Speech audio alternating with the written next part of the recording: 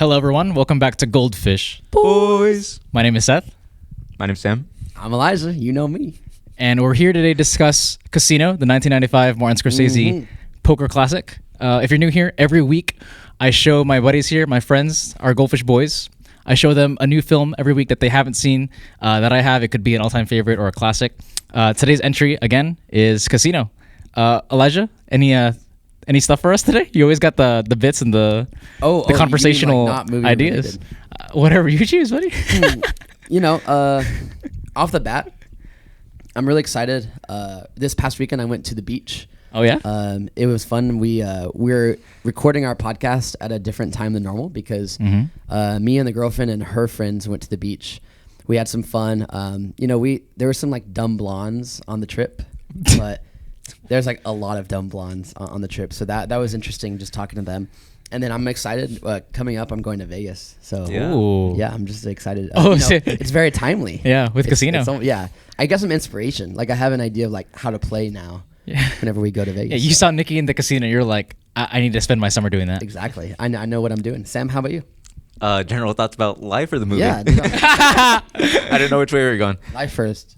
It's been pretty average. I've just been watching a lot of movies, mainly with Seth. We watched Casino, then we watched We watched Friendship. Friendship. Yeah. Something in the Cuckoo's Nest, right? One Flew Over the Cuckoo's One Nest. Flew, yeah. I'm really excited Banger. to dig into Friendship whenever I see it and whenever we pod about it. You want to pod about that soon? Yeah. All right. Yeah. We'll do that one. Little teaser. Stay looking out for that. Yeah. I thought that movie was solid, Elijah. I think you're going to love that movie. Yeah. I think I am too. Go ahead. What else in your life is going on? You got anything fun? I have no idea. I know that we're going to have Elijah doing some solo pods because I will be gone for a whole month. Yeah. We'll have 2 more pods with you before you go. Yeah, we'll have the Heat pod and the Irishman pod, and then I'll be gone. Are you excited to go on your trip? Yeah, absolutely. You're going to see some of the cousins. Yeah, you're going back to the motherland. Yeah, and I'm going to meet some new ones, I'm sure. I'm sure they popped out a couple over these past few years. Yeah. Yeah, whenever those pop out over there, is it like here, like they're young and small, or? Yeah, unlike many other regions of the world, the Philippines, they do pop out pretty small too, yeah. I feel like You thought they came out full grown? Whenever I think of like Filipino babies, I'd be thinking like full toddlers just coming out the womb like that. Sometimes. Yeah, is that the stereotype in the trades? Yeah, it is. Yeah. They're like, I'm having a Filipino child, and they're like, oh no. Like, think about, have you ever seen a Filipino baby? Now, have you ever seen a Filipino toddler?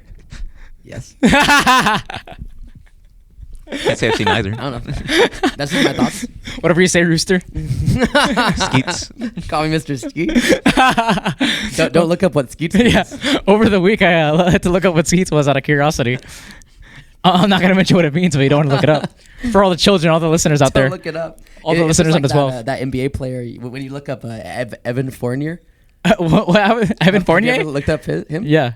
You looked up Oh, him? no, I know who he is, but what? Whenever you look him up, you'll see something else. Evan Fournier. Yeah, try it. What happens? I can't tell you. You have to see. Is it the same thing as when you look up Skeets? Kind of. Because when I looked up Skeets, it was just pictures of Evan Fournier. They'll both get you on a list of Is that what you're on? Yeah. Multiple lists. All right. Let's go and transition into Casino. Yep. So, again, 1995. This is 5 years after Goodfellas, and it's after Cape Fear. We have the third in a trilogy of Martin Scorsese, Robert De Niro, and Joe Pesci collaborations. Yeah. So this is considered arguably the greatest trio of collaborators as far as actors and directors. De Niro, Scorsese, Pesci. We started off with them in Raging Bull, 1980, I think it was. And that was our first time seeing them all together. Then we saw kind of an apex in Goodfellas. And then this movie here, Casino, which is where you could feel also stylistically with Scorsese having the whole crew locked and loaded. He's just letting loose. Yeah. These guys are just like on lock on all 3 of these movies. They're great. And it follows De Niro playing Ace Rothstein. It's like him and his mob buddy, Joe Pesci playing Nicky, taking over the whole casino landscape in Vegas. Yeah. And it feels almost like a plotless maze of events are surrounding like them trying to maintain their empire and navigating that whole landscape. Elijah, what are your thoughts on it? Yeah, just to open it up, I loved this movie. Yeah, you really did love it. The rest of, especially the first hour 30, I thought like this was the most fine cinema making that I've ever seen. Like, I thought it was like so engaging. I thought the shots were incredible. Yeah. I thought like if it was like 3 hours of it was 3 hours. It was like 3 hours of the first hour. Yeah. This might have gone down as like my favorite. Well, behind Talladega Nights, of course. Yeah. Of course. Like my favorite movie of all time. I thought this film was incredible. So I'm curious. Yeah. Because I remember we were watching it and I looked over at you and it looked like one of those moments where cinema was like clicking within you, where it was like it was doing something to me. Yeah, it was clicking where you're like looking up at the screen almost like in awe, like a child discovering. Yeah, dude. Like I thought it was like Now You See Me 3. Almost that good. How high is this up for you now? Yeah, it's real high. In the series of movies that we've watched, I believe I put it third.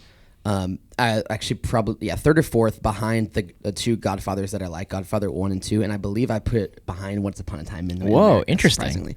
Yeah. I just remember very much liking that one. For Scorsese, it's my second favorite film by him. I put it above Killers. I put it right below Wolf. And then for this series, like I said, it is my fourth favorite behind the two Godfathers and Once Upon a Time. Mostly, it would have probably beaten out Once Upon a Time if it maintained what I liked the whole movie. Okay. But it was so high because of that, the beginning, specifically the beginning, all the stuff in the beginning. I mean, I don't know if anything will ever beat The Godfather 1 and 2 in this genre film. Cool. Sam, what'd you think? This is one of the best movies we watched out of the whole list of you showing us stuff. It made me really, really, really, really want to play poker again. Yeah. After finishing the movie, he rushed over to the casino. Sam's a poker boy. How often do you play now? It's been a long time. Really? Yeah. Rusty? Nah, I want to say that. You have a table, right? I have a table. Yeah, I have 200 1,000 piece set. Yeah. Just for poker. You and the friend of the pod, Aiden, Aiden and also other friend of the pod, Aiden. Yeah, Aiden right? Rios. both Aidens, and Alex and all them. You guys used to play a lot. But school. We'll probably get back into it. Sure. What else did you think? Probably one of my favorite. What would you call it?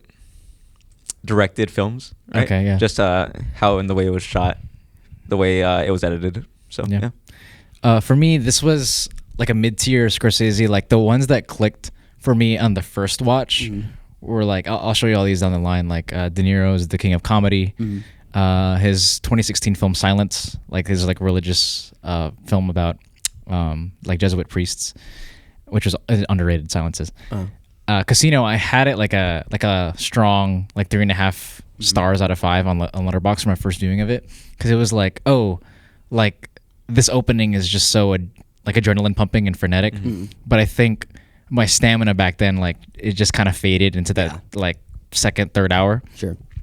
On this watch though, I was just it clicked for me. I think this one of those movies where it feels like every single technical element, where it's the lighting choices and the cinematography, those color choices, the movement that Scorsese is directing with the camera work, Thelma on the editing, always, the performances, the narration, the way that the lines are written, and every single one just it gets a reaction out of you where you're like, ooh, it's just the coolest movie ever made for a good 90 minutes straight. Yeah. And for me now, this is Scorsese is really deep, so it's in that top 6 range, but I still think this is arguably his best movie. Where if, I could see it now, where if someone's I actually think Casino is his magnum opus, I wouldn't flinch.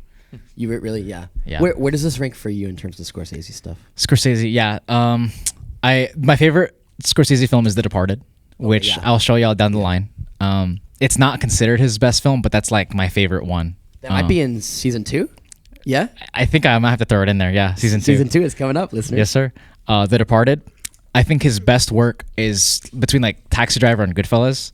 Goodfellas and Casino are definitely in conversation and feel similar in different ways. Yeah. And while there are some heights in Casino that you could argue are higher than the peaks in Goodfellas, I think Goodfellas, to me at least, feels the more precisely crafted one, where it's Casino's kind of running wild in its long run time, but Goodfellas feels tight and closer to perfect, I guess.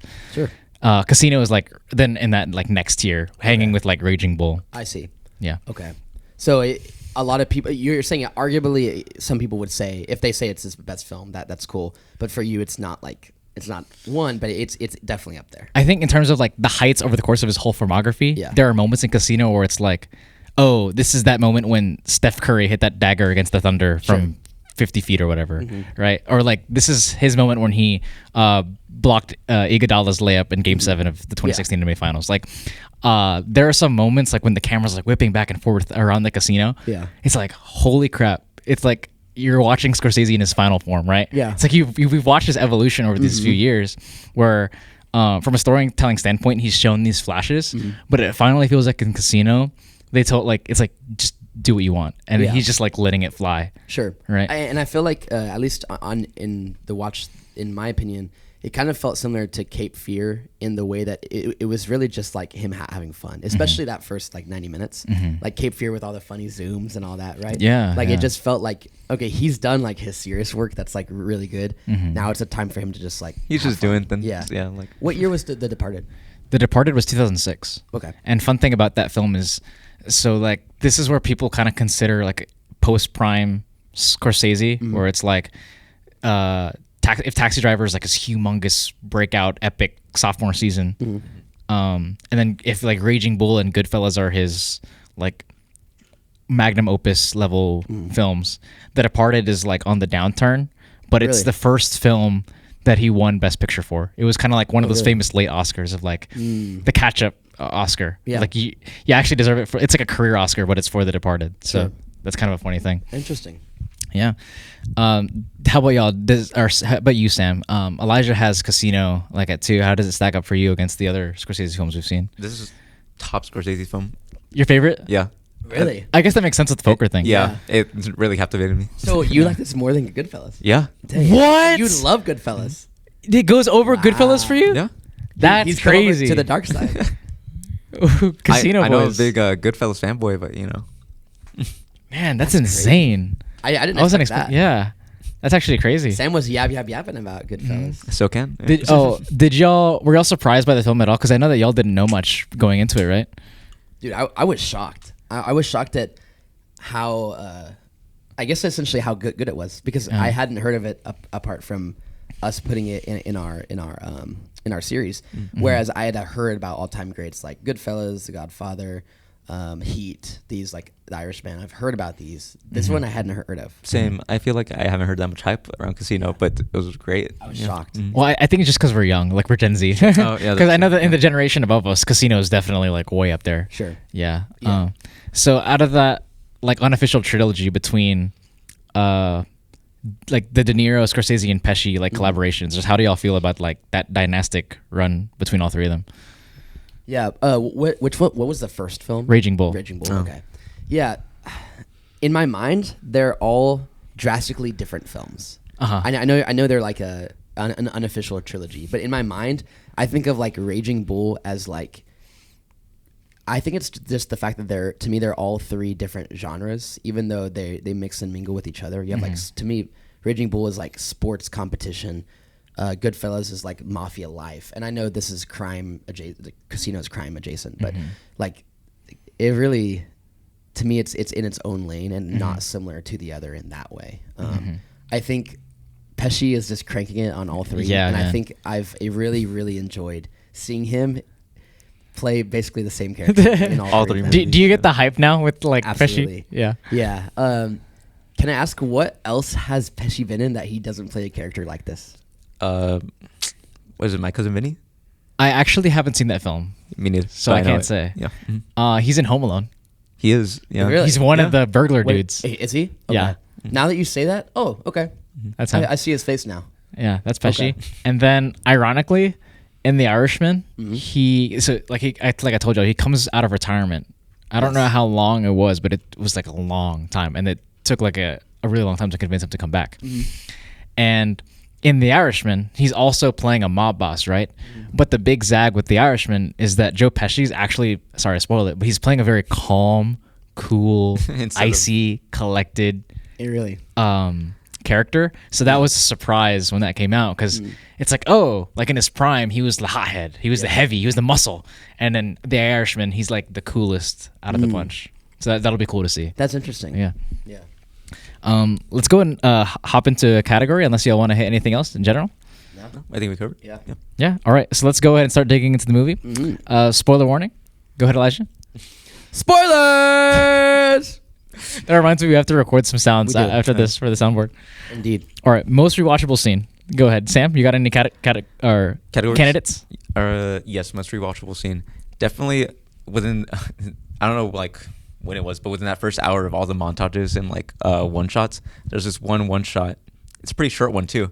It's just the crane going over the casino and everybody playing, and it was amazing. So, what about you, Elijah? I think mine is whenever De Niro's character realizes that some scam is going on between the person who's basically letting the other person know when to hold and fold and all that, and it was him looking, like getting at a certain angle down, like bending over, and then looking to one side and then whipping around and looking at the other.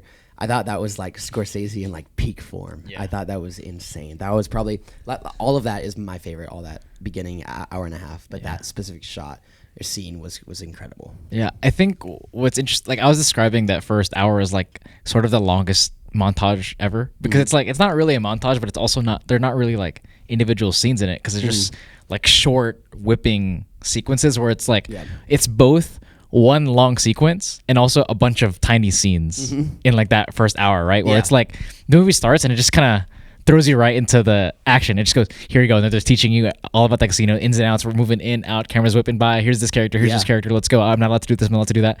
And it's just like Scorsese going 200 miles per hour, pedal to the metal, and just all the way going down. But I for sure that scene where I remember that shot, it's overhead, and I like that staging of he's seeing the guy who's winning a lot of money, and he watches the eye line, like he gets down, watches the eye line, and you see him turn, and it's like he matches it to the other guy. Insane. And then that scene is easily one of the most rewatchable scenes in the whole film. Another one to me, for Joe Pesci's charm alone, it's the scene where everything's kind of crumbling, and I think the feds are kind of like counting down on them. So they meet way out into the middle of the desert, and it starts with, you see the car whipping by on De Niro's glasses.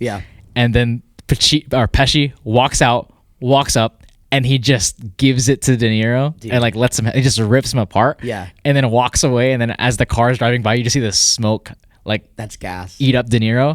That's easily one of my favorite scenes. That monologue is amazing. Gas. Like the whole monologue, like now that you say that, at the beginning where we're learning kind of like what's going on, I feel like it's kind of reflective of like as De Niro is learning how to run like the mafia stuff, or sorry, not the mafia, the casino stuff. We're also learning, because I mean at the beginning he's not as he's not as high as he is at the beginning. Like he's learning. He takes us for a ride. Exactly. And that montage like feels that way for us too. I think also I think it's within the first 30 minutes, there are two scenes that are kind of like what you're describing that are really rewatchable. The first one is when they're describing the pathway of the money, where it's like it's just describing like, the bosses, they get their share, and then these guys steal a little bit, and then it's just the wonder of like you're just in the room and you're walking around with them in the room as they're dealing with the cash, like the briefcases and all that. And then two, I like the way that De Niro's narration mythologizes the casino. Like, you're watching like a modern casino, but it really feels like you're watching like an empire corrupting the people. Like it feels like you're watching like them lure, like it's like a predator luring its prey into its like habitat, and it's describing their strategy and how to get like milk them of everything that they have. It's like when he's describing like who's seeing each other, and the camera's like, these guys are watching these guys, these guys are watching these guys, these guys are watching these guys, and the eye in the sky is watching us all. That's got to be one of the best scenes of just like him narrating. That was incredible. Any other standouts? Not really, no. Not that I could think off the top of my head. So I think for me though, it's definitely the scene where he's like catching the other guy. Oh yeah. That's great. What is the Are there any movies that this montage like segment reminds you of? Like, what's the closest movie that you can think of that has the same pace, energy, engagement, fast pace? Like, what does it remind you of? There are a lot of movies down the line that follow this lineage of like, there's this like 90s crime mold of like Goodfellas, Casino, Boogie Nights, and like Magnolia, of this like whipping style of filmmaking. Yeah, is still relevant to like the next in the lineage would be The Wolf of Wall Street, or it's like, it's not the same in topic, but that style of narration of like, let me hold your hand and show you all the epic crap in this world. Yeah. Like Wall Street is doing that again. And then in Babylon, which Sam, I know you haven't seen, but the first hour of Babylon is also in the party and on the film set. You're getting on that filmmaking high where the film, like where they're freaking out on the film set. Yeah. Like get the camera, go. You're not gonna get this. And the camera's like whipping by and it's jumping back and forth with everything and everyone's freaking out. And then it ascends into one moment where in Babylon, it's the butterfly landing on Brad Pitt's shoulder and they get the shot as the light's fading away. Like, it would be like The Wolf of Wall Street in Babylon. I see. It's definitely like, cause I was trying to figure out where I've seen like this concept of this high pace like montage that was very epic, and I think it's definitely Wolf. Like, yeah, that makes sense because with the montage too, or the dialogue over it. Yeah, isn't there narration in Wolf? Yeah, like that just feels like spot on with what he's doing there. I would say it's tamer in these movies, but it's also relevant in like The Big Short or The Social Network, where you're watching something that is wrong, but it feels cool like being on the inside of it, and you're watching that like narration and like it unfolding. Because I think a good similarity with a lot of these movies is that you're watching it after the fact, so it's like you're peeking in, and the guy that's already experienced it is like holding your hand of like how it went down, right? Yeah. Apart from the montage, what else? What other, like, specifically the second part of the movie, were there any memorable shots, scenes? For me, definitely, because it opens up with Ace Rothstein going into his car. And then I like how it does the little gotcha where he walks out, he gets in the car, it explodes, and then it cuts back and he's still at the door. Yeah.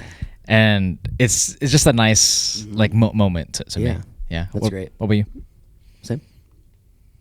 I also really like that scene. Different reason though. I really like how you could see the dummy in the explosion. Yeah, that was I'm not funny. sure if you guys noticed it. Like, I totally noticed. Yeah, and it's just a completely different person just like that slumped over. Was that intentional? I doubt it, but like, what else could they do? They can't put De Niro in an exploding car. I did think that was like, I thought it was going to be actually addressed later on in the movie because I thought it was like so obvious that it was like a thing. And I mean, it kind of was, but still. Well, I mean, I don't think they had De Niro on the front of the poster and they kill him in the first 10 seconds. No, I don't know. I expected them to make it look better, to be honest.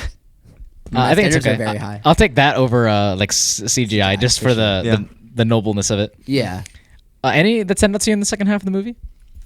Man, I think of the scenes in the lady's closet, the wife with Sharon Stone. Yeah, in her closet. I thought the shots were really cool because the closet kind of exemplified like the lifestyle that she lived because of his success and all that. I felt like the setting and the set on that was cool. I don't necessarily remember like a lot of actions of what happened in there, but I do remember thinking like, oh, that's a cool shot. Set. Yeah. That's that classic like A-B structure that I've mentioned like a million times, but it's like that high that you feel. And maybe Wolf of Wall Street will be the example that comes to you the clearest of like you join them on this like epic ride, and Scorsese is like showing it, and then some people will argue glorifying it, and then that like downhill descent from that peak feeling is like that second half. I think in this one it's like maybe a tamer than the descents in Goodfellas or in Wolf, so maybe it's like less memorable, but I like it nonetheless. Yeah. You know what's a good shot? This happened like 3 times. It's whenever they cut to the mob bosses and they're talking, they're huddled up. And it's just the spotlight and then the dark room all around them. The Last Supper shot. Yeah. It happened like 3 times, except at the end it wasn't dark. There was one. So yeah. That was great stuff. Do y'all want to move into... I have a new category here. Yeah. So we always talk about like most rewatchable scene, right? I think I should have prefaced this at the beginning. I would want to like emphasize like rewatchability as like the factor that we're talking about with rewatchable scene, so that we could go into the Mount Everest category. What was the high point of the movie? Because I feel like those are two very different things. Like there are scenes in a movie where it's like that's rewatchable, but it might not necessarily be the best moment of the movie, right? Sure. And it differs from movie to movie. But what do y'all think about that distinction? Yeah, I like that. Yeah, I think on some movies it might be difficult because maybe like they're synonymous. they're the same. Right? Yeah, but like I think differentiation is good. Yeah. what do you think, Sam? Yeah, I think separating it. What do y'all think was the high point then? Like, where do y'all think this movie was like? Because I think the climax in Infinity War, you could argue, is like, I don't know, whatever the best scene in Infinity War is. Probably the scene between Doctor Strange and Thanos fighting. That's when the movie's like, at its absolute, it's like operating at its highest form. Yeah. Right. So in this, you think it's when? Do you think it's when they're out in the desert? The desert. I think for Pesci, that's his Everest, right? In this whole movie. I think so. Yeah. What about for De Niro? De Niro. Oh, man, I think it's his rise. Just like that's his peak. Just like, in general. Probably like one of the last scenes on Yeah. the montage, which I can't remember like what happened before the tone shift. Do you Yeah. remember, like what was before he got on married, I guess, or was it after? I think it was slowly crumbling after the Yeah. the marriage. Yeah. But he was like at his high point. He was like, I got my wife, I got my job, you know. So I think two that you could argue. It's rough, but like for me, one of the hype, like if I was honing in on De Niro as far as like the film like reaching its climax, right?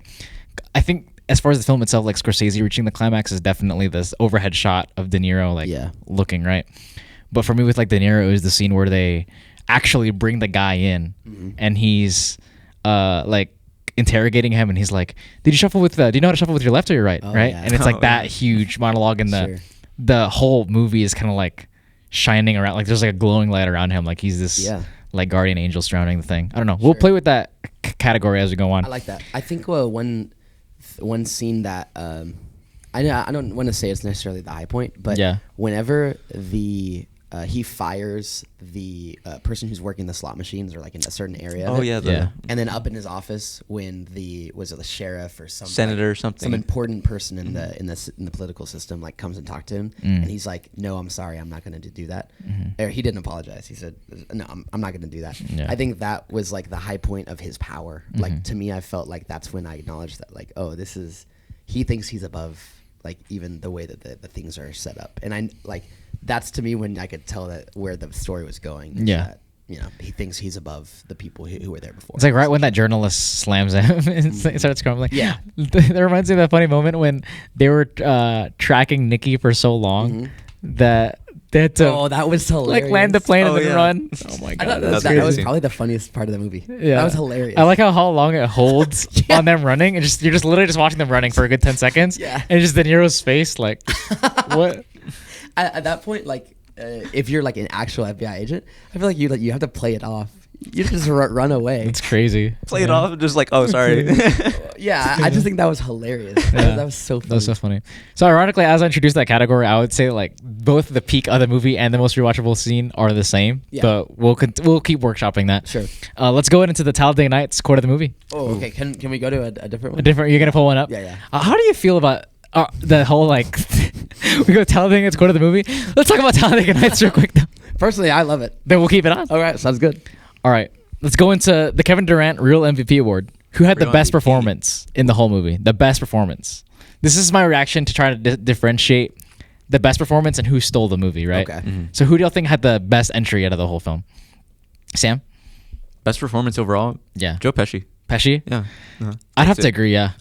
He's consistent. He kept you engaged the whole time. Yeah.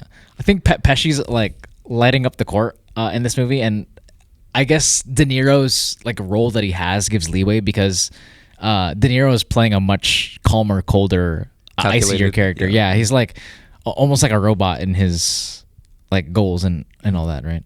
Elijah, what about you as you're looking up a quote? I think for me, Sharon Stone, I think was good. This was our favorite, or this is who had the best performance? Best performance? Okay. Okay, well then that changed my answer, to be honest. Best performance? Yeah. I mean, can I say De Niro? Yeah, of course. Yeah. I loved this like the version MVP of on this team. Yeah. I loved this version of De Niro because we talked about this when we were watching the movie. We're used to him being like super flamboyant out there. He was very like reserved, like less expressive and colder, controlled, tempered.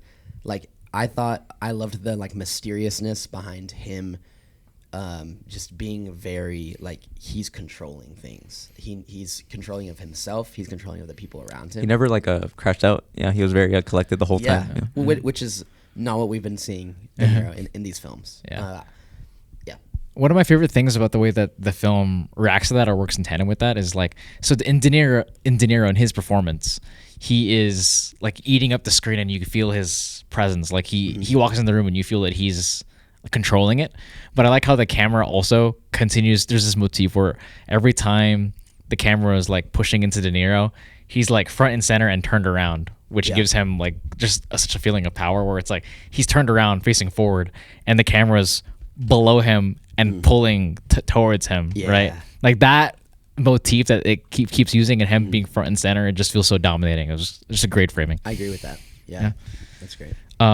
Let's go into the inside scoop. Let's go ahead into it. All right. Inside scoop. Inside scoop. All right. Shout out friend of the pod, AJ, who's back in town. He's studying for his MCAT. We'll pray for you, AJ. Good luck, AJ. Yeah. Hopefully, I want to hit this is the end episode with AJ. I feel like that pod could be like 2 hours long, 3 hours long. If AJ told me that if he doesn't pass his MCAT, he's going to have to become a professional podcaster. That's the only option for a career. He's going to host Go Fish Boys too. Yeah. That's the only thing he can do. All right. Inside scoop. First up, most of the conversations between Robert De Niro and Joe Pesci were improvised. Okay. So Martin Scorsese would tell them where to start and where to end, and the rest was up to them. So they did a little bit of like our sleeve shoots. Like our sleeve shoots, yeah. That's fascinating. Yeah, well, remember I would sit you down and be like, I'm going to tell you, we have to hit these things in between. I don't care what happens. Yeah. They copied us. They did. We did it first, clearly. Yeah. I think they're... What did you... Did they have any, like, memorable dialogue to you guys? It's not like... It's more like what's unmemorable because Pesci's just firing on all cylinders. Definitely that whole desert monologue from me. Yeah, that's gas. Yeah. When James Woods... Remember James Woods? Yeah, absolutely. When he heard that Martin Scorsese was interested in working with him, Woods called Scorsese's office and left the following message. Anytime, any place, any part, any fee. No way. Dude, that's gas. I'm going to start saying that to Richard. No. Leave a voice message like that. Yeah. That's dope. I'm going to make that my voicemail. I thought he was kind of weird in this role. I mean, like, I know his character is weird because he's a pimp, right? Yeah. But I thought, like, it's not a typical role that I think of James Woods playing. Probably because I've seen him in, like, you didn't even recognize him. Yeah. Like, yeah. Dude, yeah. His remember I was like, dude, that's James Woods from Once Upon a Time in America. You were like, no, it's not. You're looking at me like, what? Yeah, his makeup was super good. Yeah. All right. And then we're going to introduce a pop quiz. All right. Oh. How many times was the F word used in this movie? Okay. All right. Think about this. A. Sam, look away. Cheaters. A. 287. Okay. B. 435. C. 362. Or D. 145. I'm going D. 145? Yeah. All right. So we have to think. We talked about this in one of the movies that we watched for it recently. I think it was Goodfellas. Mm-hmm. And the answer was like large number. Large number, somewhere right under 300. So if you're going that 100 answer, something 100, I'm gonna go in the 200. Okay. The 200 one. I'm gonna show y'all the answer choices one last time. Okay. So A 287, B 435, C 362, or D 142. I'm sticking to my answer. Okay. Yeah. I'm just for sake of making it interesting, I'm gonna go A. Yeah. A 287. Yeah. Final answers. Yeah. The answer is B 435. No way. What? Yeah. Wow. I don't 435 F-bombs. That's insane. Yeah. The F word is used 435 times, including the narration, 2.4 times per minute. And the film held the record for the most uses of the F word until the release of another movie in 1999. Okay. And the record was later broken by, of course, Wolf of Wall Street, Yeah. which had nearly 600. Yay, that's crazy.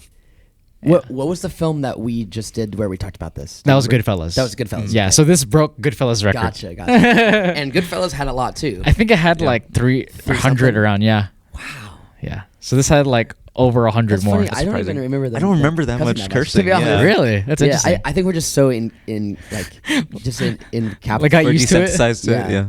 But Yeah. also we're just looking at what's going on screen so much that it's like, I'm not even really listening to the narration that much. Yeah. That's crazy. Yeah. Wow. I'm gonna try to introduce more pop quiz. I like that. I like pop questions. quiz. Yeah, pop quiz is fun. Let's get into another category. I want to get into the bad casting category. Let's do that. Oh, okay. So I introduced this last time with a different episode. I forgot what it was. I think it was Carlito's Way. Yes, it was. All right, guys, would you cast this movie with the whole cast of Superbad or the cast of Breaking Bad? Easily super bad. God. Sam always took Superbad. He knows I haven't seen all of Breaking Bad. I like how I asked this question as if both of y'all aren't gonna answer Superbad every Like, time. we both have it, Let's just do that. The category is just let's imagine the cast as Superbad. Who is playing who, bro? Michael Cera as Ace. Jonah Hill as Nicky. Then Jonah Hill is Nicky, bro. It's such a pull. Oh, that's funny. And then John Mintz-Plasse as Sharon Stone's character. John McLovin as McLovin is Sharon Stone's character. That's funny. McLovin. I was thinking the guy who follows Nicky around. The guy who follows Nicky around. He was also in The Sopranos. Remember you pointed him out? McLovin plays that guy? Yeah. I feel like there's not nearly enough screen time for McLovin. No. I'm gonna zag you here because we can do this. We could do main guy plays main guy every time. Yeah. Let's do McLovin plays Ace Rothstein. Yeah, I can Imagine see that. Too. Yeah, That's gas, but bro. only if Jonah Hill is like being Joe Pesci's character, like towards Ace. I don't know. I like okay, because how about this? McLovin as Ace. Okay. Jonah Hill will stay as Nicky. Yeah. Okay. Then what if Michael Cera as Lester. Michael Cera's Lester, bro? James Woods' character? James Woods? I feel maybe. I guess I could see that. It's kind of weird though. It's kind of. It's Well- like why is she with that guy? Yeah. He needs more like bigger role. Wait, okay. How about McLovin is James Woods' character? That would make sense too. Yeah. that doesn't make sense to me at all. No? But I mean, hey, Okay, how about this? Who cares? Let's get weird. How about instead of one of the main three as Ace and Nicky, how about remember the two cops of Seth Rogen and Bill Hader? How about Seth Rogen is Ace Rothstein, Okay. and then Bill Hader is Nicky. see it. Great. Make the movie, Seth. Make the movie. Sam? That's a great one. I'd swap those, but yeah. Okay, Bill Hader is. Oh, that's a good pull. Yeah, Bill Hader has that aura. He has that seriousness to him. Cold, yeah. Yeah, Bill Hader will be Ace. Yeah. Okay, then Seth Rogen as. Getting upset like constantly. I can see that. Yeah. Okay, Yeah, I and can then see that. okay, then we'll put Emma Stone in the Sharon Stone character. Okay. That actually works. They're related. Okay, yeah. Same. Okay, and then I guess the big three of the Superbad will just be like casino characters kind of sprinkled in there. Yeah, I mean, McLovin is James Woods. that's such an odd comparison. How does that even work? Imagine McLovin as a pimp. I kind of Yeah. like it. I do. Now that I think about it, I kind of like It's kind of it too. gas. That's hilarious. We need to hire someone like make the edits every time we make the selections. Yeah. Of like them in the costume, like him in James Woods' character's costume. That's kind of gas. All right. I was trying to do like research of like what other versions of this category we could do, but it's really like this just happens to work out where it's like two like properties that we love and they have like the shared names. Throw in Bad Boys on there, Bad Boys, yo. which I haven't seen. Yeah, me neither. Isn't like it's like Will Smith and Chris Martin. there you go. Is that his name? Yeah, it's them. Is his name Chris Martin? Yep, Chris Martin. Yeah. Okay. Yeah. Can I throw up my Talladega Nights? Oh yeah. For the movie. It's going. All right. So our quote for this week, right? We have when Ricky Bobby is in the hospital, and he thinks that he is injured, even though he is not injured. He thinks he like lost feeling in his legs. The doctors tell him that he is psychosomatic. Now, do you guys know what psychosomatic means? No, sir. All right, me either. But Ricky Bobby also does not know what it means, and he says this: when you say psychomatic, you mean like he could start a fire with his thoughts? There you go. Talladega Nights. I like how every single week you guys look at me with like a blank stare. Well, yeah, I haven't even seen the movie. This is one of the most interesting. What? I've told you this. Yeah. Sam hasn't seen the movie. But luckily for our 50th Thompson Club movie night, we're gonna watch it again. Ooh, okay, I'll be there. Talladega Nights pod. Dude. Like, because it's like you can see Sam has no idea what you're talking about, and my brain is just churning, trying to remember. Yeah. And then this is the part where you got the widest smile on your face, saying another quote from this movie. It makes me laugh the most. Okay, what if we did? How long movie clips can you put in a podcast without it being like monetization striked or whatever you call that? I mean, people. It's more about like it getting. It's the continuousness of it. Okay. You know, because people do reaction channels of like. A whole movie, episodes yeah. and stuff like that. So Yeah. what if we throw up like a 10-second clip of it? Okay, if you could send it to me, Okay. then absolutely. All right. Bet. All right, we'll throw that up right now. Sounds good. Psychomatic. Yeah. Psychosomatic. Now, I'm gonna try to brush us up here. Yeah. Because usually, we watch the movie and we were right into the pod. Yeah. Right, we could feel it. The wheels are turning. We're making Elijah and Sam work this recording. Always working, you know me. The quote of the movie candidates. Yeah. Which I think for more categories, I could like bring y'all I like that. candidates, I right? like So that. we could choose out of the Yeah. 3 or 4. Number 1, Ace Rothstein to Don. Listen to me very carefully. There are 3 ways of doing things around here: the right way, the wrong way, and the way that I do it. Yeah. You understand? Gas. Right? Banger. Do y'all agree with that selection as a candidate? Oh, totally. Sam? Sam's like, okay. All right. Let's hear the rest. Yeah. Ace Rothstein narrating. In Vegas, everybody's got to watch everybody else. Since the players are looking to beat the casino, the dealers are watching the players, the boxmen are watching the dealers, the floormen are watching the boxmen, the pit bosses are watching the floormen, the shift bosses are watching the pit bosses, the casino manager is watching the shift bosses, I'm watching the casino manager, and the eye in the sky is watching us all. That one's great. So Yeah. gas. Specifically, the eye in the sky watching us all, and the camera work as it's camera zipping work. between them. Yeah. Okay? That one makes like the camera work makes that one stand out. Yeah. Now, my last one, it's also Ace Rothstein. Okay.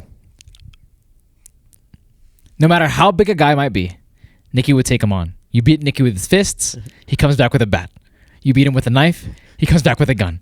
And if you beat him with a gun, you better kill him, because he'll coming back and back until one of you is dead. Yeah. Out of those 3, quote of the movie. Out of those 3, definitely the second one. The third one's a tough choice, but Yeah. Yeah. Second one. It's the second one for me too. Yeah. Like I said, the camera work makes it that way. And so I noticed a pattern in the writing here. Yeah. Who wrote this movie? It was adapted? Scorsese and the original writer of the book. Okay. I forgot his Do you name. remember what the book is called? I don't remember actually. Okay, but yeah. interesting. Because there's definitely a pattern in all these three Yeah. of these quotes. There's a rhythm of like if it this and then this, Yeah. this and then this, but it feels great. Yeah. I have an honorable mention here because I Okay. mentioned it earlier. It was the interaction between Ace Rothstein and the Signaler, where he's like, "I'm just curious. I saw you shuffling your checks with your right hand. Can you do that with both hands? No. Can you do it with both hands? No, sir. Can you do it with your left hand? Well, I never tried. So you're a righty. Yeah. Now you're gonna have to learn with your left hand as the hammer's coming Boom. down. Yeah. I forgot to mention that when we talked about like good scenes. Yeah. Was that whole like part where he does that to the guy who cheats, and then also when he turns to the guy who was really doing the scamming and say like, he's like, you could leave with the money and a broken hand, or you could leave with nothing. Yeah. Yeah. and he instantly chooses nothing. I thought that was gas. But he does the classic thing of I've seen this in a lot of movies where it's like he's gonna spare you, but make sure you tell the stories that everyone knows what I'm about. They know their power. Yeah. Gas. Another thing from the Inside Scoop that I forgot to mention, that I didn't write it down, but I thought it was cool. The scene where Joe Pesci's character is putting the guy's head in that contraption. Yeah. Do you remember that? Device. Yeah. Yeah. Device. Scorsese actually made that scene as a sacrifice, anticipating that they would mark the film as NC-17. And then he was prepared to cut that scene. Yeah. Because he wrote it so that like he would keep the actual scenes that he Like wanted. some leveraging, like some Exactly. He was like, negotiation. fine, I'll Yeah. cut that scene. Yeah. And they'd be like, okay, fine. And he included that in the cut that they sent off, right? Not a word. So They he were just like, left it in there. really? Yeah. So he was prepared to cut that. Now remind me, do we see the head explode?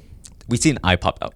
We That's just see it. an eye pop out and it Yeah. just gets smaller and smaller and smaller. Yeah. Fun fact: we use vices at work. Oh, yeah? Yeah, every day I use it For the same thing? Same thing. Yeah.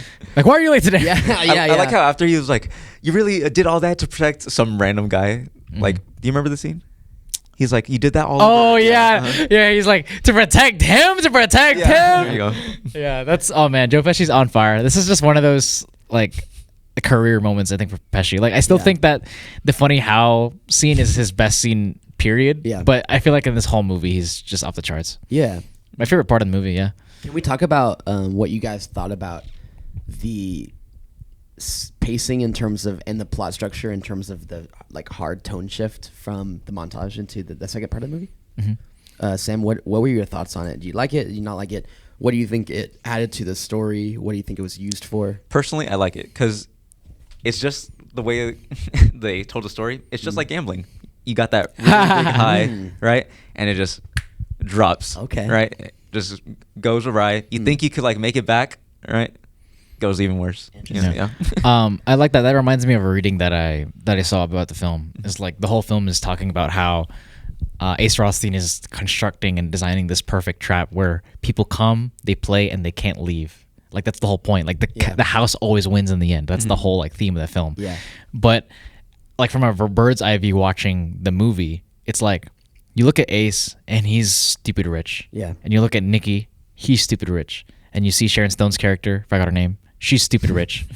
And you'd think that they could just like ship themselves out to Hawaii or Florida and just be done. They keep playing. But they keep playing. Like, they're addicted. Like, that whole game, the whole movie is them like still playing the game, but it's that game of life where it's like you just keep going and going and going and climbing and climbing and climbing, because it's like they just won't stop playing. Like, they're in it to play the game. Yeah. So I like that as like the movie watches their high, but the movie doesn't like end. They never just cash out and leave the casino. Sure. And they just keep going, because I really love that. And I like how you described it as like that whole second half of the movie is you're watching Ace Rothstein get great hands, and then you're watching him fumble away that whole $2 million, and then his pile is empty, and he's doing a pathetic TV show now. Great point. Yeah. That's really interesting.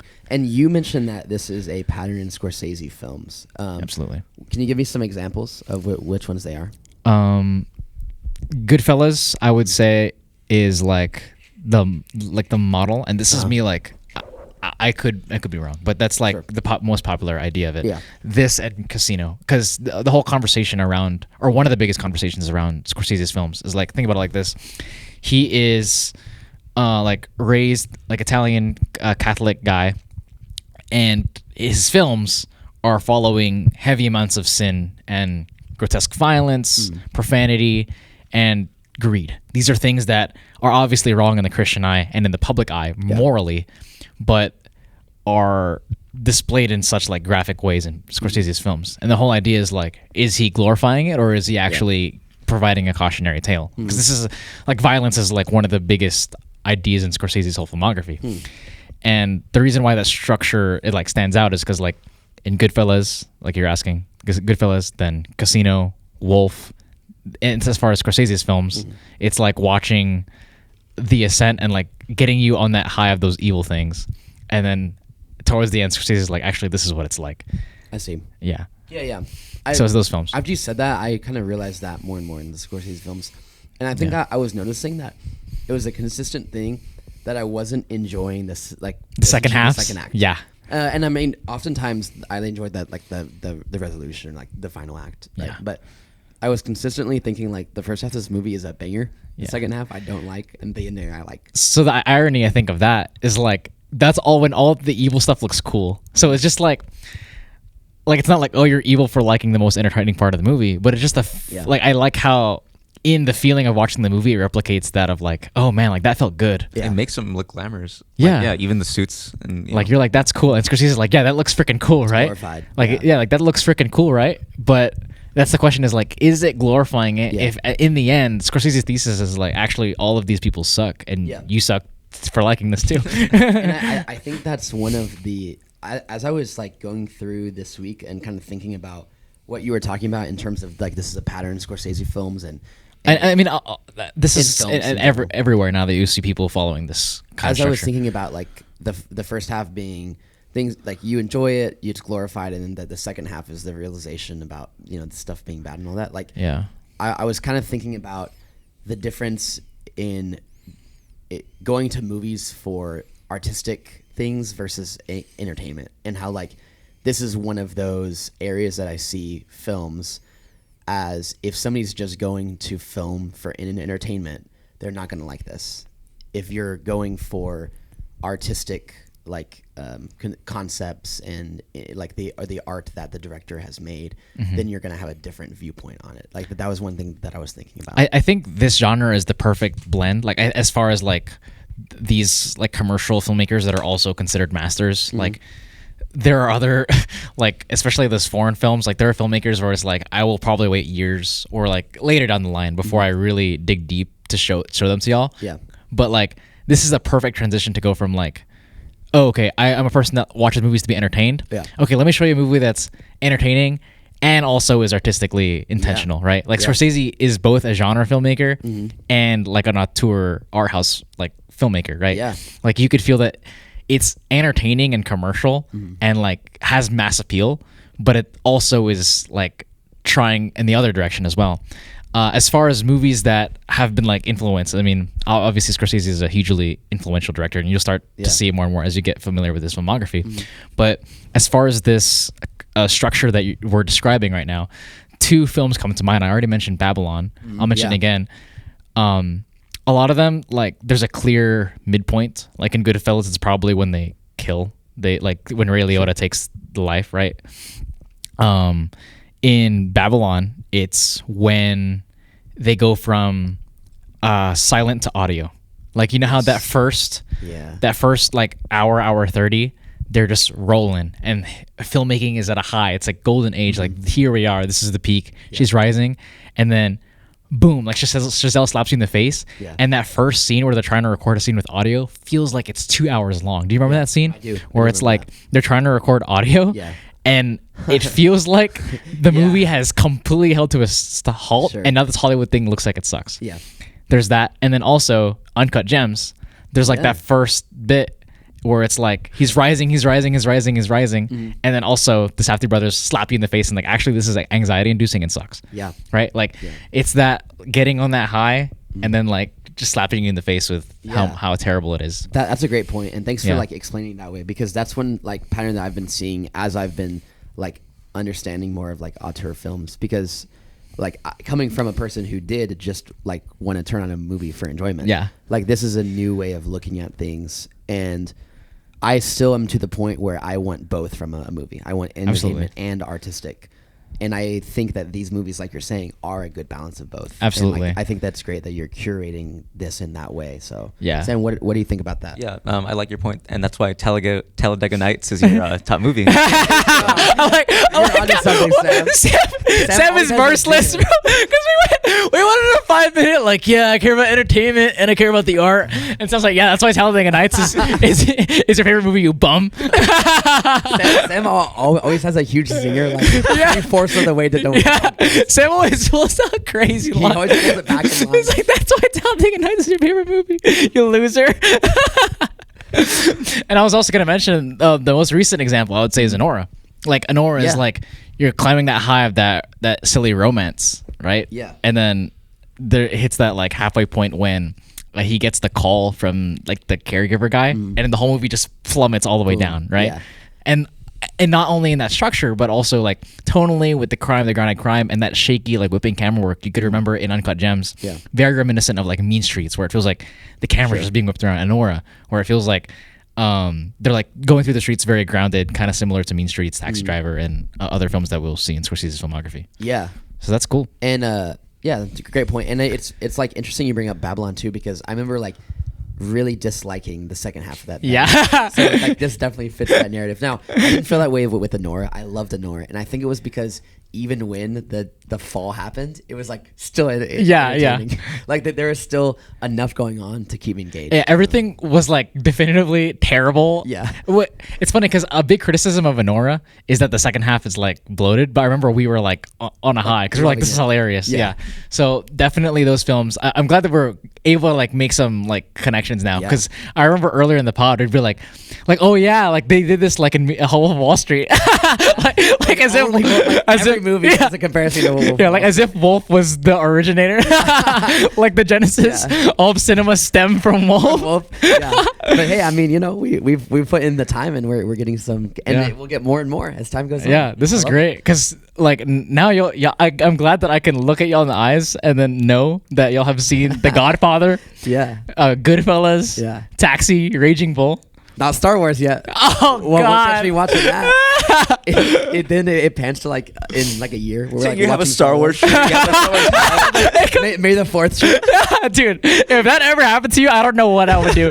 Like, I hate that you're probably gonna dislike the Star Wars movies, but I almost would like it worse if you like became a huge nerd. Yeah. Like imagine May 4th next year, like just like bringing in the lightsaber. I have the high ground. May the Force do it. I'm going to those like Star Wars binge where they show all 7 in one day. Oh my God. 6 to 6, yeah.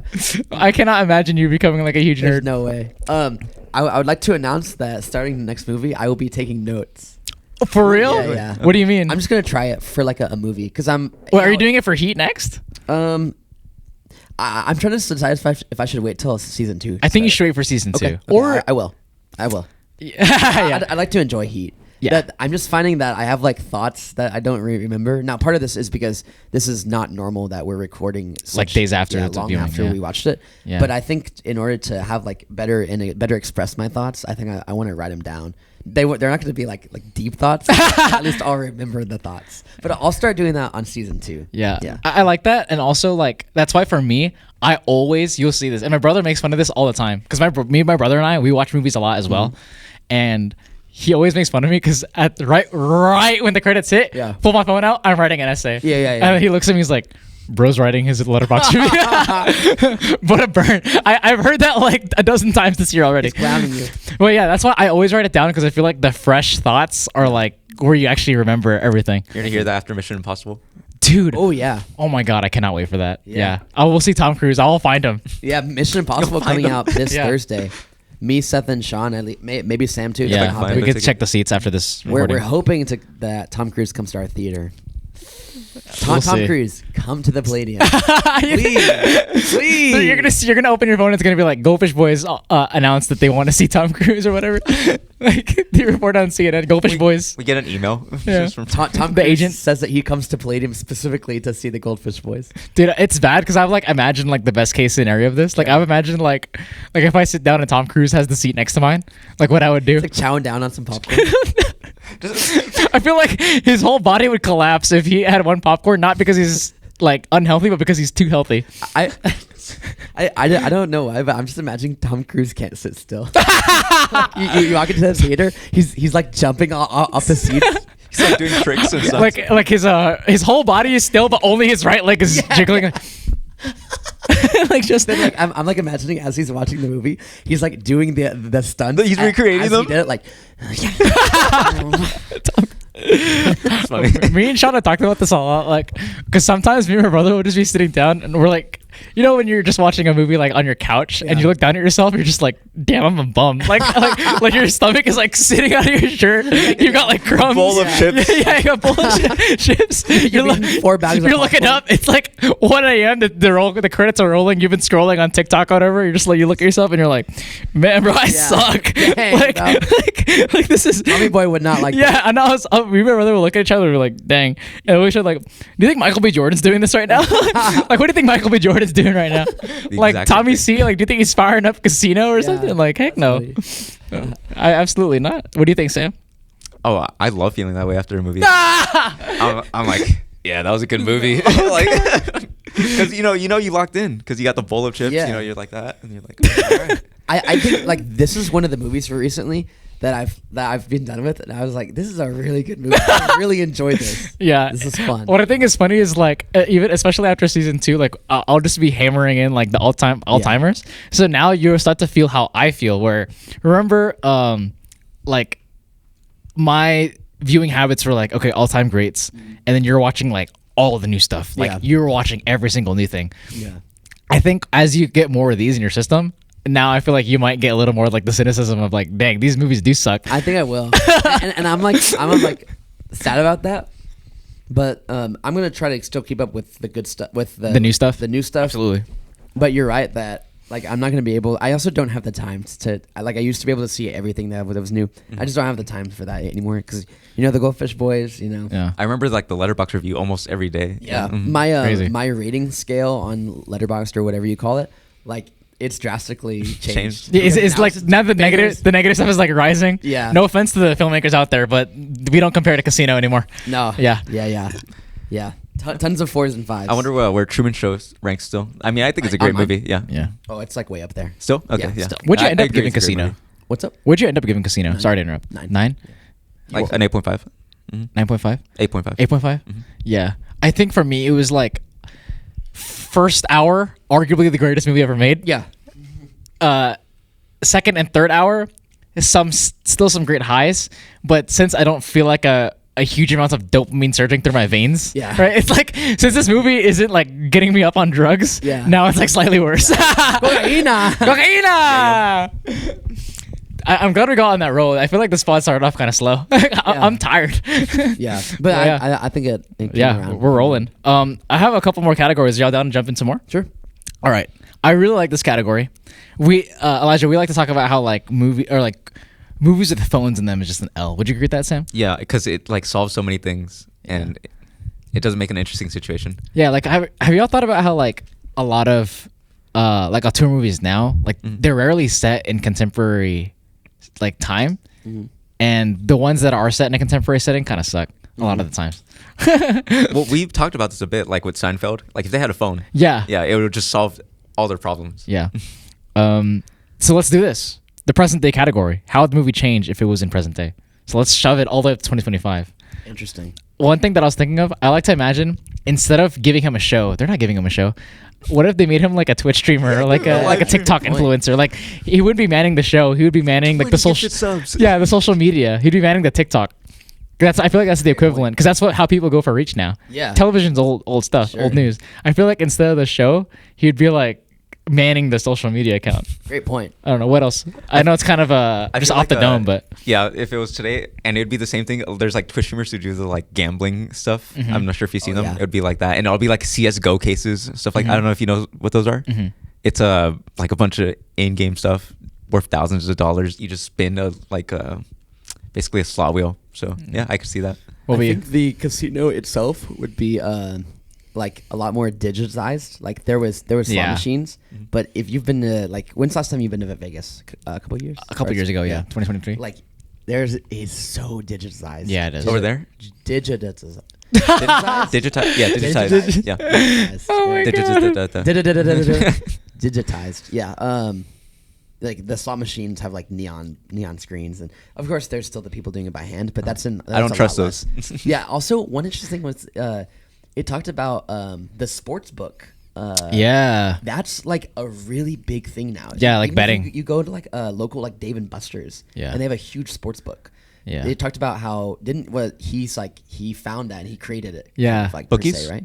What's up? Bookies? Bookies, yeah. Okay. Yeah, but like yeah, it's the equivalent of like sports books for sports events that they do that now with. I thought that was cool because they haven't always had that around. Another change is there's a lot of scenes in a lot of Scorsese films where it's like the main character is finding something out in the news. But I feel like now it wouldn't be like him watching the news or like it'd be like, you remember when he like pulls up the newspaper? He's like, "What is this?" I feel like now it'd be like him pulling up a phone of like a meme or like like a post on Instagram or like a tweet, Or like a notification. Yeah, So- like on Twitter, like, "What is this? What is this?" I like that a lot of like the movies just become infinitely less cool when they're set in 2025. Like for example, the fashion, Sharon Stone, Pesci, and especially Ace with the suits, all wild picks. Yeah. If it's set to 2025, I feel like all those are getting watered down. Yeah. Yeah. No, I feel you. Sam, anything else? Yeah, no, the fits would be atrocious if it was today. All right. I'm going to switch up the Disney cash grab category. So before we would do, what would the sequel be? Now we're going to switch up the category. The prequel. Okay. You have a couple options. So I'm Bob Iger, and I'm like, I like how it's always Disney as if Disney would own Casino. For some reason, as if yeah. they would buy this property. All right. You two are my two execs. All right. And I'm going to choose one of y'all's propositions. You have to pitch me. Okay. You have to pitch it to me. And you get to choose. I want either a sequel, a prequel, a reboot, or a spin-off series. And you could tell me how would you recast it? Would you keep the same cast? Are you making it a miniseries or are you making it a show? Yeah. Pitch it to me All right off the dome. Can I go first then? Go. Yeah. All right. All right, This give is it to me. totally a series, or what would you call it? Are you going miniseries or show? Let's go show. Okay. The day-to-day operations of a casino are insane. Okay. Like, I can just tell you that off the bat. Okay. I think this has so much, but there's so much that you can do with like different episodes being like something insane happening at the casino. Okay. I think you could just eat that up. Okay. I'm going. Let's go same characters because you need like the dude watching in the office, so over the casino, and each episode is like something crazy that he sees that transpires. You're talking about the crazy people that come into casinos, some of which we see in the movie, right? Okay. The scammers. The scammers, yeah. The punishments that they give to the scammers. Okay. I think there's so much potential for like a show. Okay. Interesting. Yeah. Question. Yeah. So, because obviously it has to be. Okay. Is this a remake? Is it canon? Like, is it the same characters? What is it? So same characters. Yeah. So it's like, do you mean like it's the main character is Ace? The main character is Ace. So Yes. okay, cool. I'm saying like we're making this today. So are you having Robert De Niro reprise his role? Yeah, I am. That old nugget is Because he's sitting up in his office running the casino. He's not out on the floor anymore. So it's like you're getting Robert De Niro to we're at the pay him big money to do a television Big show. money, To big do a money. television show, and it's like Ace old. Yes. And he's back in the business. Exactly. And he's more of a, watching role now. Manager or something. Yeah. I mean, we don't have to pay him that much because TV is the future. Streaming is the future, Robert. Yeah, and this show is on like Hulu or something, and like De Niro knows, and he has all these guys that work for him now. Some of the up and coming guys that he's training, Okay. they now work for him. I think there's a lot of potential there. Okay. Yeah. Sam, what's your pitch? Mine's a prequel. A prequel? Yeah. Okay. So this one, same characters. Is it a movie or a show or movie? Okay. Okay. Same characters. Okay. Right? I love keeping them. I love those two characters. Yeah. Anyways, these two characters don't interact. Nikki and Ace. Okay. It's hopping back and forth between their lives before the casino, before they meet up, and it's Okay. Ace's like rise to gambling, right? Because Yeah. it's said like even before he ran the casino, he was like running a bunch of other games. Yeah, right? yeah. He's So like, maybe it spending starts on the street and him boards. hustling someone for like Mhm. a small thing. Okay. And then it will cut to Nikki, right? And it's him, doing his gangster stuff, right? Yeah. And I feel like they don't interact, but the stuff they're doing affects each other still. Ooh. Like, it's not a direct like we're in front of each other, but Yeah. it's like, hey, have you heard what this guy's doing over here? And now we have to do this, and so. Yeah, I'm not gonna lie. I think I'm gonna go with Sam's pitch. I think that's the strong Shoot. pitch. Really? Then I think it ends with them meeting up, I like that. Oh, That's gas. Like the end of the movie, they meet up. and Dude, it's basically the start of Oh, that's kind of how about this? How about into season 2, we keep doing this, but we keep a tally. Ooh, that's fun. Oh, yeah. okay. Yeah, over the course of the show, we keep Sure. a tally. I like that. Yeah. But yeah, I'm definitely taking Sam's pitch. I like that a lot. Well, we'll just have to wait until it's made. Until I make it. I like how this whole thing is like, man, we hate all these remakes and reboots, and then we have a category. Well, Pitch me the I will reboot. make it. Yeah. Yeah, that's funny. For sure. How do y'all feel about that category? I liked it. That was fun. Yeah. I I enjoyed think it. that's gas. Yeah, that's good. Yeah. I hopefully as we get more advanced, if we could even do like, and this might be in a couple of years if we're still recording the show. It'd It'd be like, we're still recording. the show. yeah. It'd be like, okay, tell me the director and the cast and Ooh, like okay. the crew members That and way who's we writing have it. like a bigger, like extensive. Tell me the sound as guy. because as I'm showing y'all movies every week, y'all's just like collect more and more. vocabulary is like, Like Pokemon. expanding. Yeah, Yeah. Pokemon. Who Yeah, plays the exactly. boom guy? I play the boom guy in all of them. All right, that was really fun. Let's go into a silent film category. Okay, it's very short. It's just a question. Could you watch this film on mute? Yes, Why? because the camera shots basically tell you what's going on. You see like one thing, and then it zips over to what you need to know about the next thing going on. So, for example, like every time there's some sort of fraud going on in the casino, there is you instantly see who's doing the fraud or what's happening. You see De Niro, and then you see what he sees. I think that's like clear enough. Now, second part of the movie, that's where you get it's more of like Only the first dicey hour. woods. Yeah. But I think, like how much they act out how like mad and had the conflict and all that, I think you'd be fine. Sam? Yeah. Only the first hour. That's it. I feel like the rest of it, watching silently, you'd be like, what's going on? I'm gonna zag on you here. Mm-hmm. Obviously, we all love this movie, but I'm gonna go no. At all? and here's why. Mm-hmm. I think y'all are underestimating one major factor of the movie. The score. The narrating. The narration. Mm-hmm. I feel like if you remove the narration, the movie is ironically way less cool. Mm-hmm. And it's imagine it hanging on like the movie where they're like passing the cash. Mm-hmm. Now instead of like the cool, because the movie is very auditory. The sound design, the soundtrack, the needle drops and the lines make a lot of the shots as it's like pulling through. Mm-hmm. But if you're just watching it, if you take away the soundtrack and take away the lines, now you're just watching like a guy passing a couple stacks of cash over. But I feel like of course it takes away from how good the movie is. Yeah. I think it's still clearly understandable. I guess that's where I was thinking. Yeah, that's a good point. Because like every movie is like adds a lot for sure. Yeah. But I feel like you can like understand it. Yeah. As opposed to some movies where like I guess it's more dialogue spoken. If you put The Social Network on mute, you wouldn't know what's happening. Yeah. Yeah, I guess that's true. I mean, would a better way to phrase the category would it be like, could you watch this in a different language? Oh.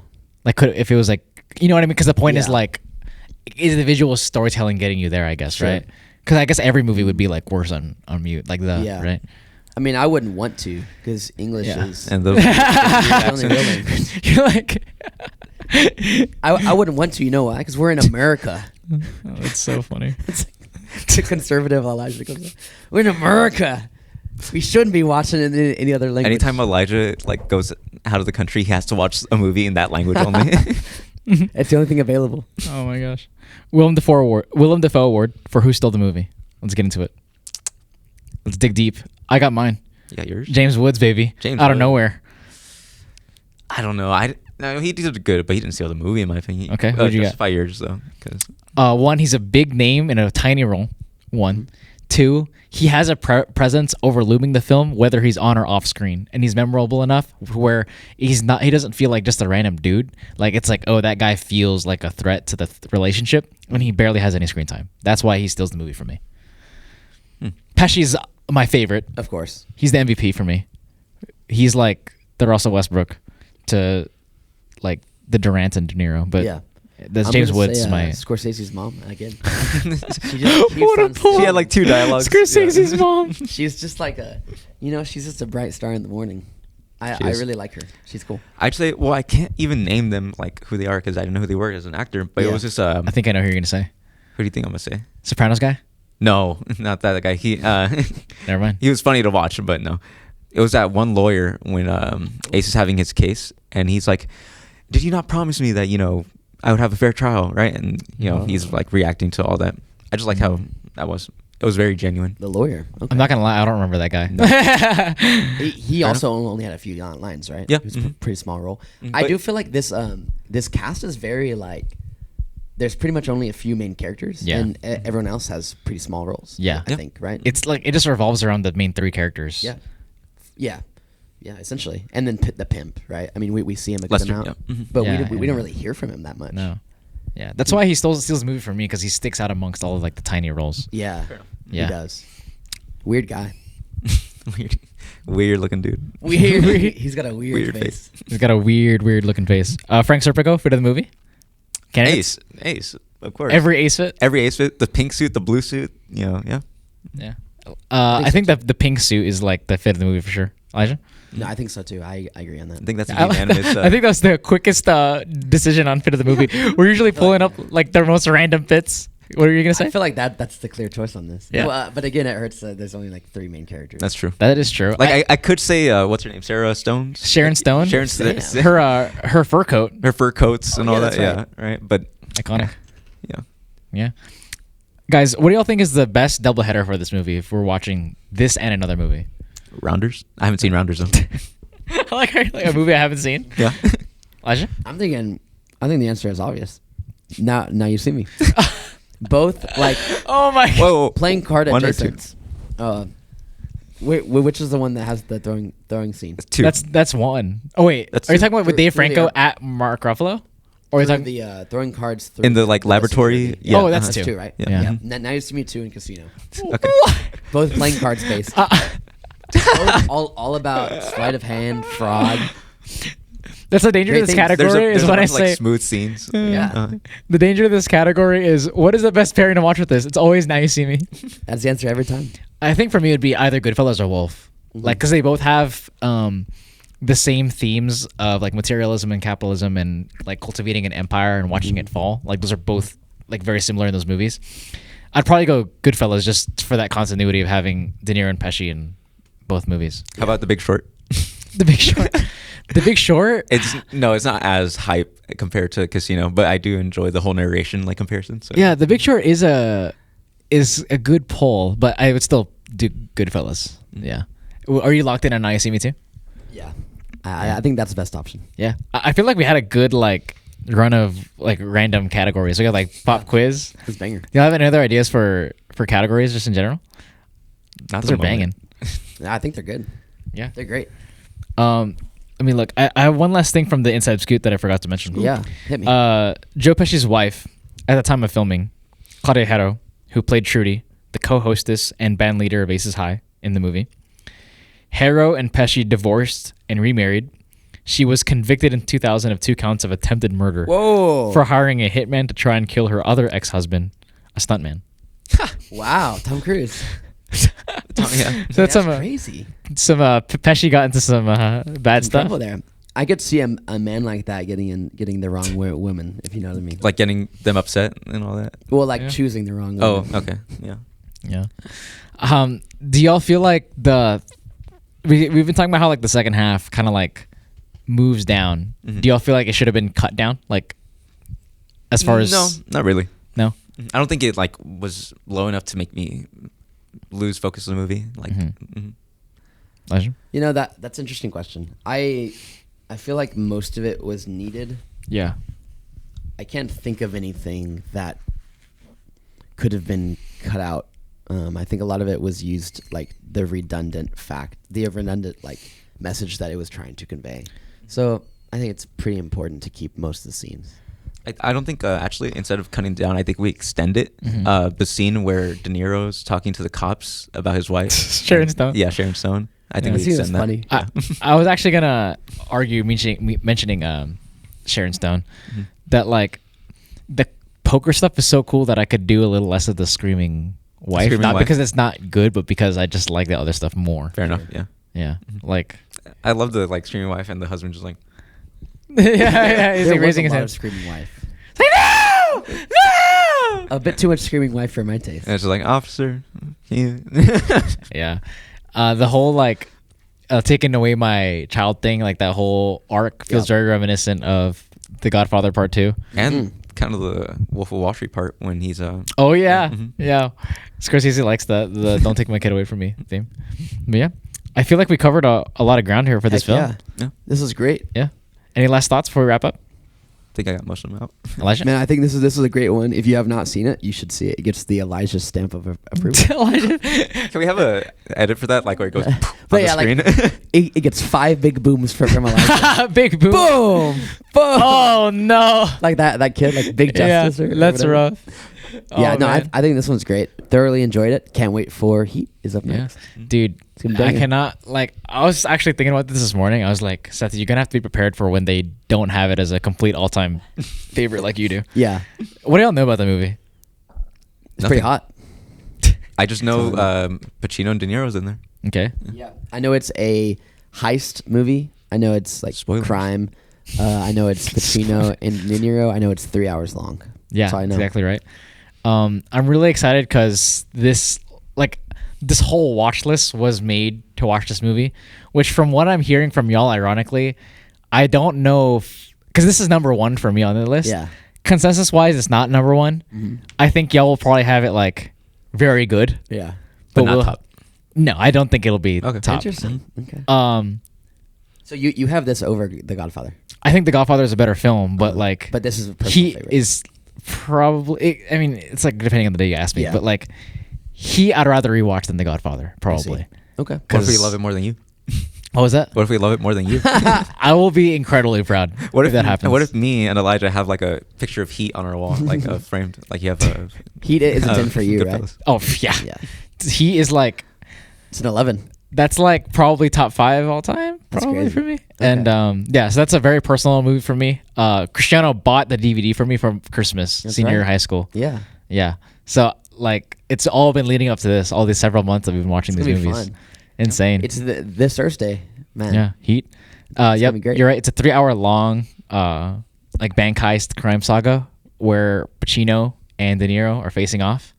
Pacino is playing an FBI, like the head of the FBI, and De Niro is playing the bank robber. I really thought it would have been the other way around. Yeah, I guess so. And I'm excited for y'all to see both of them like interacting.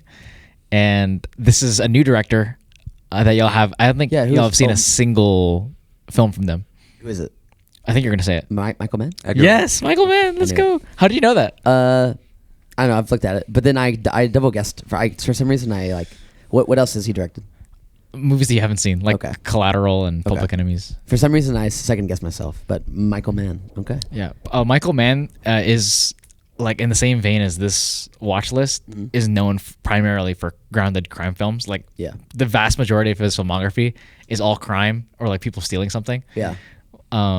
Like for Good Will Hunting, he was like slated to direct. Okay. And I was listening to a thought about this recently. It was like he was slated to direct, and he wanted it to be Good Will Hunting. Yeah. Except they're also car thieves. Oh yeah. Yeah. Oh, interesting. Yeah, like he wanted there to be like Mexican car thieves. Like that's funny. Like that has that Michael Mann was involved. Crime. Yeah. Interesting. Okay. Yeah. So I can't wait to get into more with Michael Mann's filmography and introduce you more to his stuff. We'll like him. Yeah, I'm looking forward to it. It's gonna be fun. Sam, you hyped for Heat? Very. Yeah, I'm ready to sit down in those chairs and just lock in. Lock in, yeah.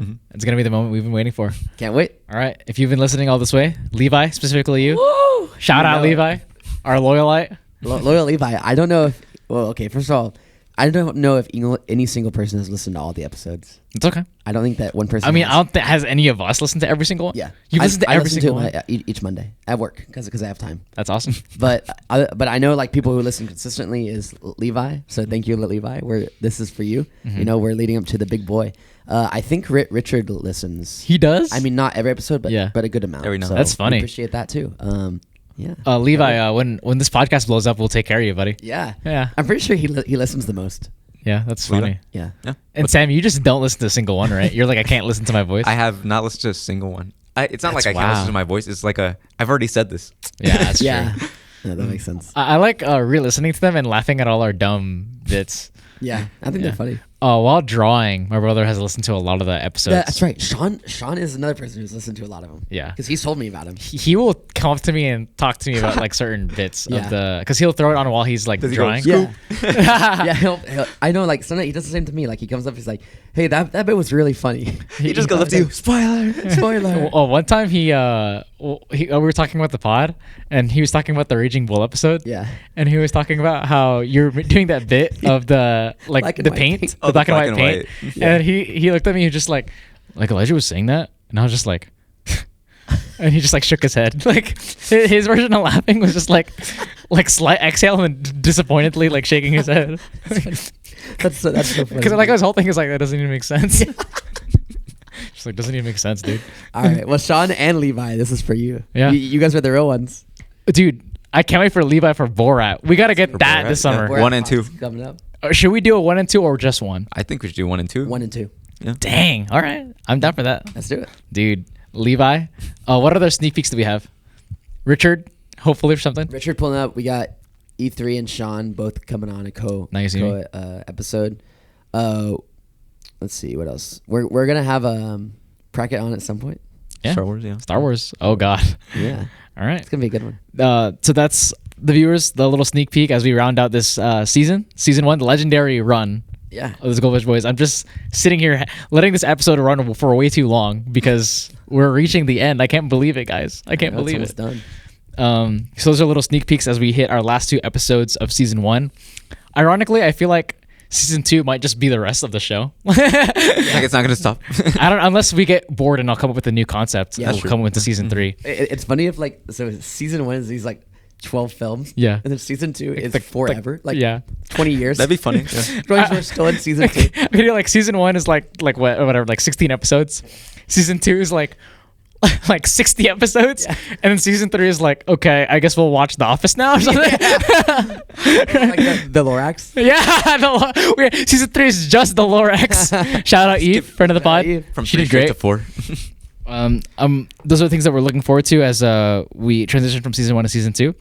If you're new here and for some reason are still listening to this episode, as I'm convinced is running to like 3 hours, we do episodes every Monday. You can find us on Spotify. I'm still trying to get the Apple Music running up, and we thank you for being here.